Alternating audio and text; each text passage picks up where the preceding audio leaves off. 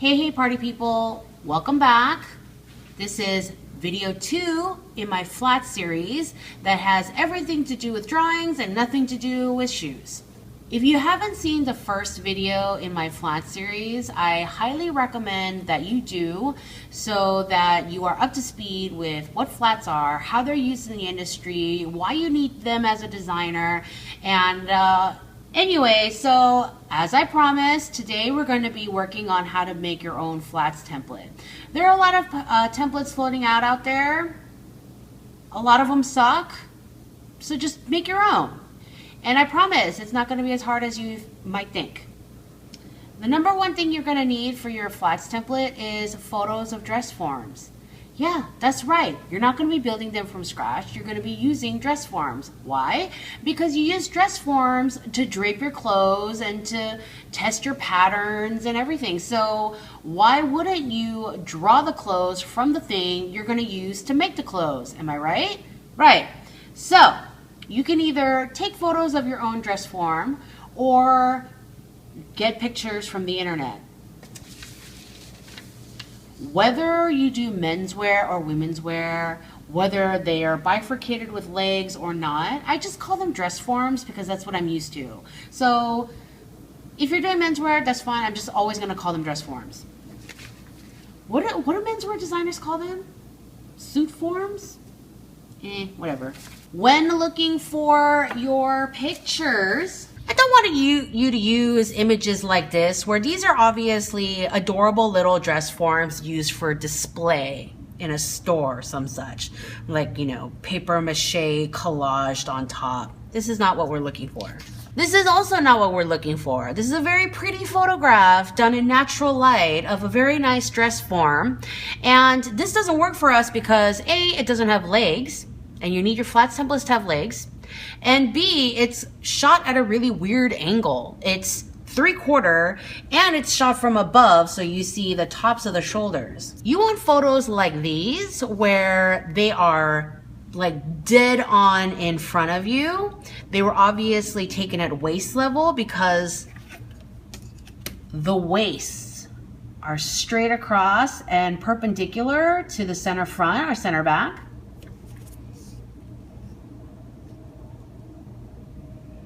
So there's not anything in the angle of it that is distorting the dress form.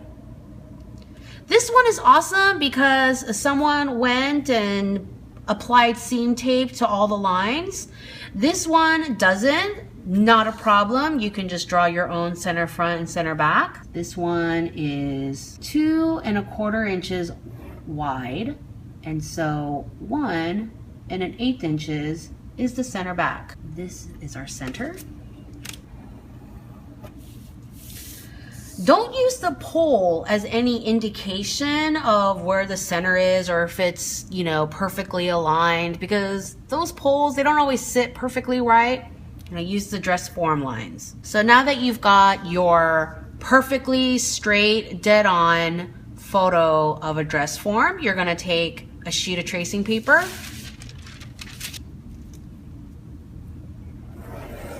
draw your center line, fold it in half right at the center, open it up, take your artist tape, line it up along the center front of your dress form, tape it down, and then you're gonna trace your dress form. I use a ruler because for this,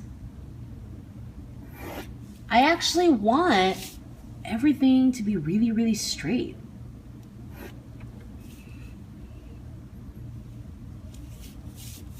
Straight across bust line, straight across waist. Crotch is my low hip measurement, so this is my natural waist. This is low hip. Exactly halfway through is your high hip measurement. We're gonna do 2 pant legs. You're going to do a straight up and down leg for most dressy trousers, and then you're going to do a wide pant leg, kind of like legs out, akimbo style. And that pant leg I would use for casual pants, jeans, sweatpants, any of those funky pant styles where the dude looks like he's wearing a dirty diaper. You know, like carrot jeans, MC Hammer pants, parachute pants, that sort of thing, where there's like a lot of drape in the middle. And so you want kind of the legs to be out like this so that you have room to design around the crotch. Like, I don't know why people want to design around the crotch. You know, whatever. I'm not going to judge design. You all can design however you like, and I'm just going to be over here not wearing your clothes. So you have the width of your leg here. 3/4 and a 1/16. So the center is going to be here. And then drop a line down all the way down. And then perpendicular to your hip measurement. And then your ankle, this one is 3/8 of an inch across. And you're going to make on your flats template your ankle at 3/8 of an inch across so that you know that's the smallest you can make your pant leg and have it still fit a human adult. So here.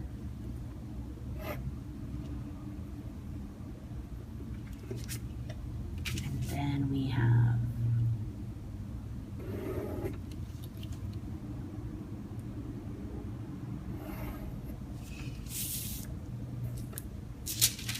and there's your straight up and down leg for the dressier pants.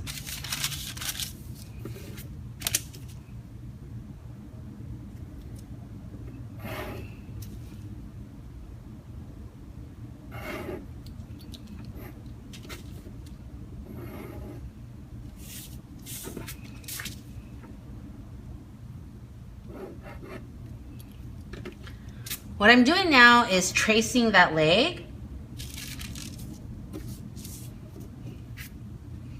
You're going to take your hip curve and you're going to extend it out.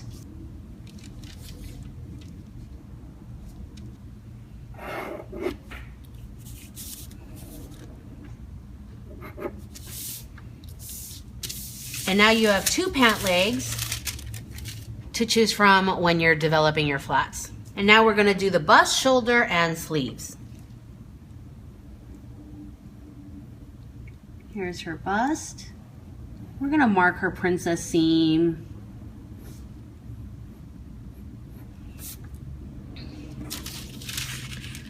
I know it's off of the seam tape on the mannequin. I'm just flattening out everything, remember?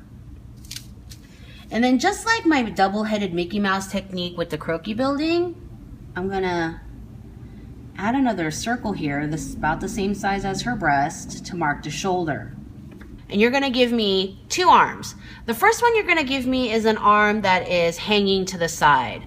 That's how blazer, tailored jacket sleeves get set in. You know, the top of the sleeve gets cupped in and it sets in like this. That's why when you wear a blazer and you lift your arm up to hail a cab, your whole jacket gets hiked up because of the way the sleeve is set into your armhole. So we're going to draw a sleeve that goes straight down.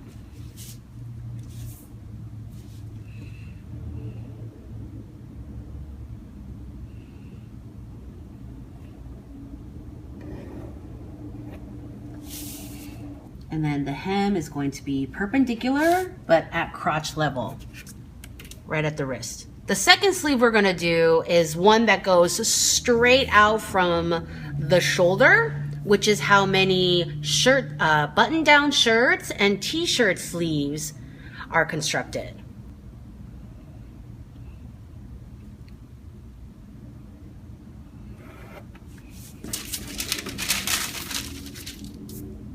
And then construct this armpit in here.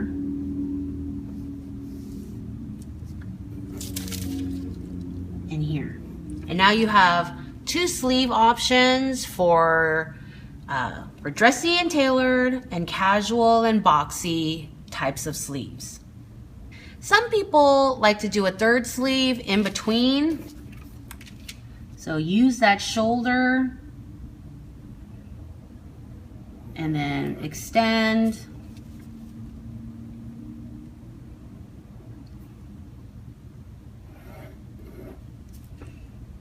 finish that armpit too.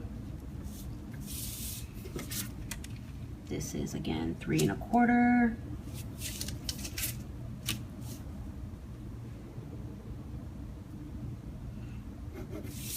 So now you have 3 options. You know, sometimes people like this when they're going to be doing a, like say, a knit sweater with roomy sleeves. They want to kind of separate it from the body so that they can do a complete sleeve, but I don't know, whatever sleeves you want to design. Now you have options. Options are good. We're going to finish the neck. It's important that you draw the neckline because you want to know how to fit your collars around the neck. You definitely want it around the neck and not flat perpendicular because our necks do drop down. You also want to make sure that you have a little bit of, like, you know, a little finger space in here, that you're not making your collars too tight because that's just uncomfortable. And boom, there you go. Here is half your flats template. Of course, you can fold it in half and trace the other side, and then you'll have a full front, and then you can grab another sheet of tracing paper and then remove the breast and change the back neckline, and that's your back flats template. At this point, what I would do is I would either Xerox this or scan it in and clean it up and print them out on regular ditto paper. Side template. Just take a sheet of tracing paper, trace your really nice dress form.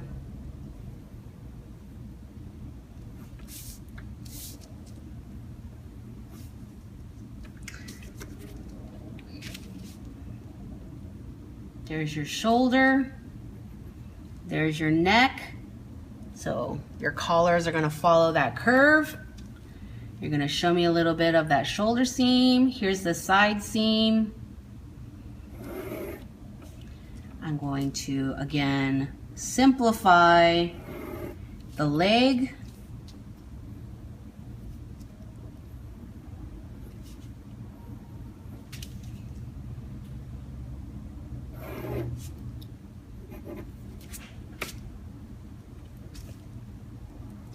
Mark the armhole.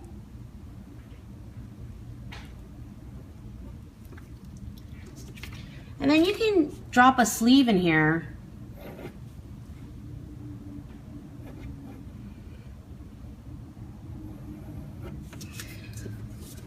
You know from the measurements that we did here that, you know, the waist is here, and then 1 3/8 down is crotch level, and that's the wrist level, and so that can be your sleeve.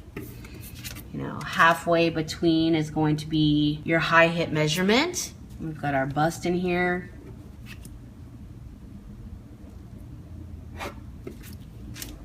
And then you can take this to your scanner or your copier, mirror image it so that you have the right hand side. And when you do flats for sides, you have 2 options. Okay? If the side, in the side view, the sleeve is something that you really want to show off, the side of the sleeve, then you can draw the sleeve.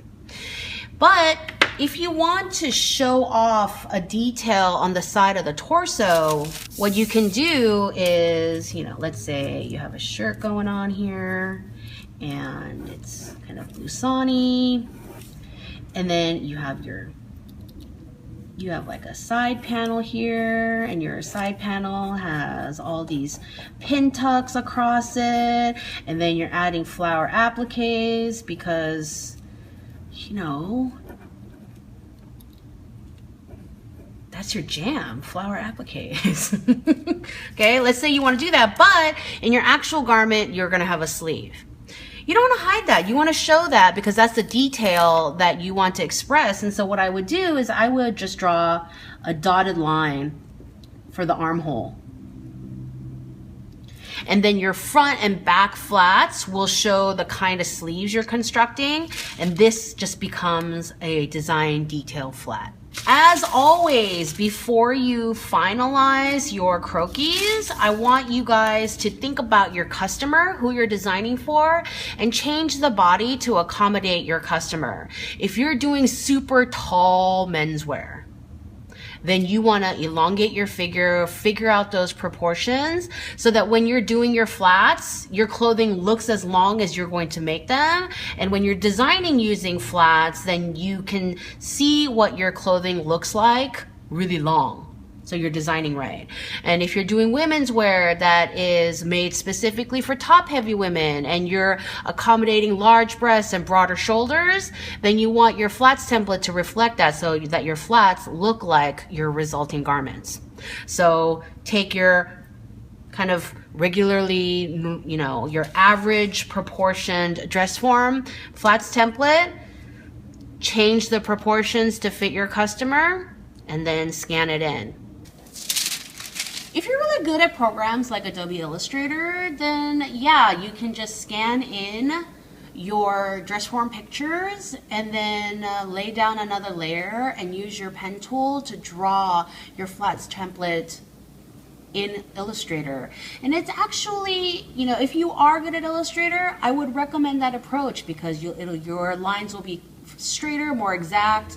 You know, when you copy the different legs and arms and copy and paste them, they'll be more exactly the same, all that good stuff, right? So I would recommend that as well. All right, next up in the flat series, I'm going to draw a flat from existing garments. And just like when you're first learning how to draw the figure, you look at a lot of figures, you go to figure drawing class and you draw from observation, you're gonna draw flats from observation first, see what an average button-down shirt looks like, flat it out, before you get to go off designing your own kind of shirts. So stay tuned, hit the subscribe button, give me a thumbs up, insert social media verb here. If you have any questions, comments, leave them below. I love answering questions. Leave me all the questions. I'll see you next time.